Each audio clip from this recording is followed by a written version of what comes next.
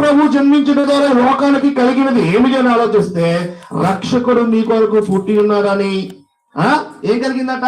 రక్షణ కలిగింది. దీన్ని 2 భాగాలుగా నేను విభజించాను.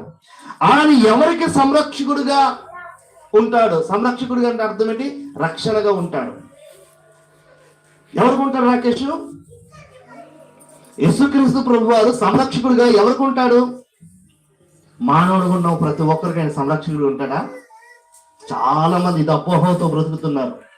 దేవుడు లోకంలో బ్రతికే ప్రతి మానవుడు రక్షిస్తాడని దేవుడు అనుకుంటున్నాడు. కాదండి, జాగ్రత్తగా వినండి. ఆయన స్వరూపమందు మనం నిర్మించబడిన మాత్రంగా మనం రక్షింపబడాం. ఆయన ప్రయోగ శక్తిని మనం నిర్మించబడిన మాత్రంగా మనం రక్షింపబడాం. దేవుడి సన్నిధికి వచ్చిన మాత్రం రక్షింపబడాం. బైబిల్ చదవటం వలన రక్షింపబడాం. ప్రార్థన చేయడం వలన మనం రక్షింపబడాం. పాటలు పాడటం వలన మనం రక్షింపబడాం.